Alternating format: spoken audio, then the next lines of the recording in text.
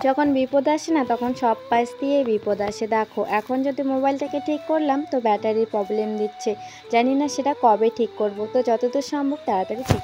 সকাল সকাল উঠেই দেখো সংসারের কাজে লেগে পড়েছি। আর কি সকাল সকাল উঠে সব বউদের আর কি কাজ, এটা সকাল সকাল উঠে আগে ঝাড়ুটা হাতে নেওয়া।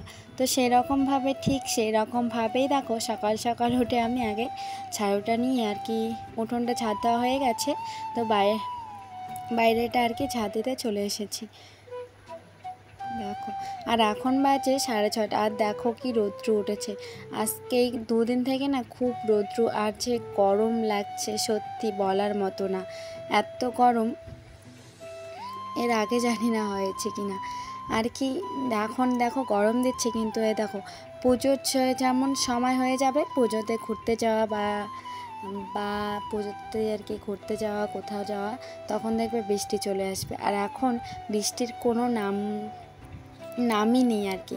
তো যাই হোক বন্ধুরা, উঠোনটাকে ছাদ দিয়ে তারপরে চান টান করে চলে এসেছি ফুল তুলতে। এখন ঠাকুরকে পুজো দেবো, তো সেই কারণে তোমাদেরকে শেয়ার করছি। আর দেখো আজকে গাছে না অনেক ফুল ফুটেছে, সেই জন্য ভাবলাম তোমাদেরকেও একটু শেয়ার করি। আর দেখো এই জবা ফুলগুলো আজকে অনেকগুলো ফুটেছে, আর বেশি ফুল হলে না খুব ভালো লাগে, জানো তো বন্ধুরা। তো শুভ সকাল বন্ধুরা, তোমরা সকলেই কেমন আছো? আশা করছি তোমরা সকলেই ভালো আছো আর সুস্থ আছো। আমরাও কিন্তু ভালো আছি আর সুস্থ আছি। আমার নতুন একটা ব্লগে তোমাদেরকে অনেক অনেক স্বাগত আর অনেক অনেক ভালোবাসা জানিয়ে আজকের ব্লগটা শুরু করলাম। তো বন্ধুরা প্লিজ কেউ স্কিপ না করে পুরোটাই দেখে আসো, আশা করি তোমাদের অনেক অনেক ভালো লাগবে। আর যদি ভালো লাগে তবে আমার পাশে থাকার জন্য অনুরোধ রইল। আর দেখো অনেক ফুল ফুটেছে, তো এই কয়েকটা ফুল আমি নেব, আর কয়েকটা ফুল যে পাশের বাড়িতে যে আছে পাশের বাড়িতে দিয়ে দেবো, কারণ অতগুলো ফুল তো দরকার নেই, সেই জন্য। আর দেখো কত সুন্দর লাগছে, সত্যি খুব ভালো লাগছে গো। আর আকাশটা কত সুন্দর নীল নীল হয়ে আছে, রৌদ্র উঠেছে কিন্তু আকাশটা খুব কি সুন্দর করে নীল নীল আর মেঘ জমা হয়ে আছে, খুব সুন্দর লাগছে দেখতে।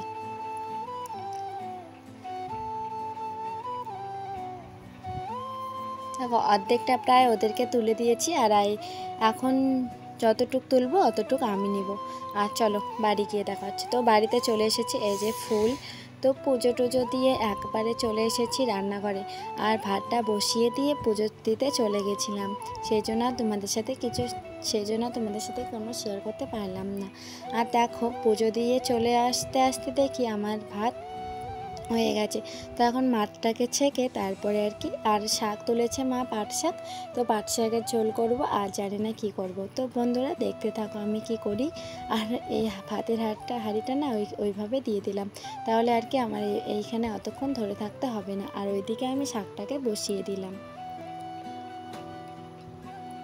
আর একদিন কি হয়েছিল জানো তো বন্ধুরা, এইভাবে যে মাছ ছেঁকতে দিয়ে আমি আর কি কলেপাড়ে গেছিলাম।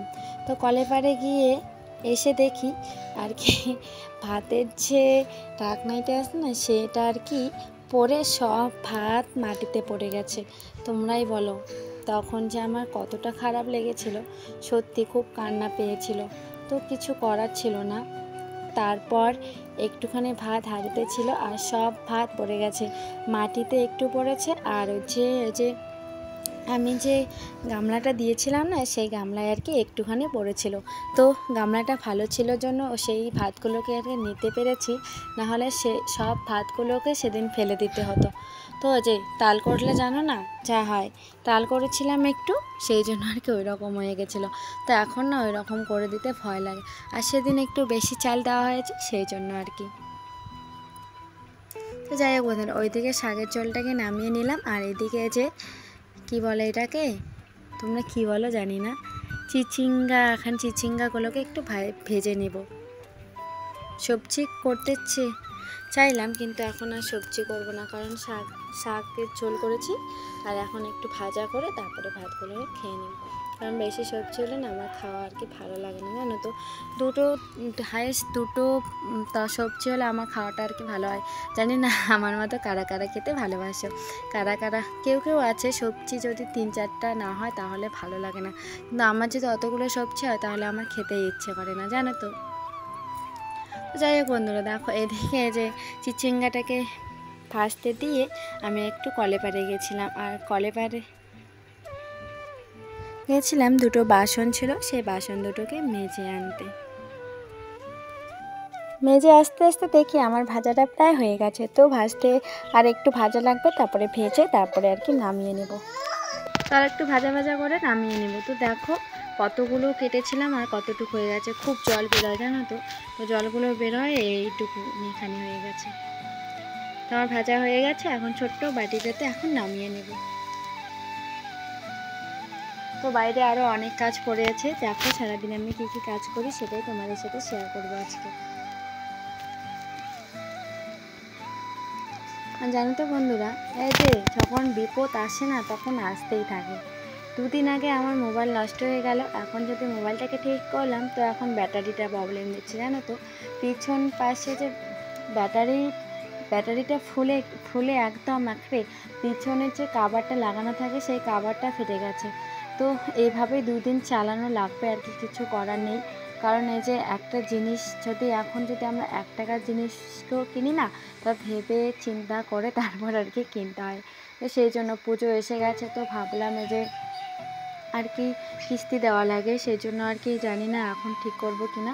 তো দুদিন এমনভাবেই চলতে হবে, তারপরে আর কি ভালো করে আর কি ঠিক করে নেব মোবাইলটাকে। তো জানো তো বন্ধুরা, মোবাইলটা নেওয়ার কিন্তু আমার 1 বছরও আর কি 2 বছরও হয়নি, এই তাতেই এত প্রবলেম দিচ্ছে। তো যাই হোক বন্ধুরা, মোবাইলটা যতদিন না ভালো করে ঠিক করতে পারছি ততদিন তোমাদের সাথে এইভাবেই আমি ভিডিও শেয়ার করব। জানি না কখন তোমাদেরকে ভিডিও দিতে পারবো। তো বন্ধুরা সাবস্ক্রাইব করে অল বাটনটাকে অন করে রেখে দিই, আমি যখন ভিডিও পোস্ট করব তখনই তোমাদের কাছে চলে যাবে। তো এখন আর আমি কোনো টাইম দিতে পারছি না, কারণ এই যে মোবাইলের প্রবলেম, সেটা এই যে 100 যদি 100% আমি চার্জ করে রাখি, কিছুক্ষণ পরে দেখি 90% হয়ে গেছে।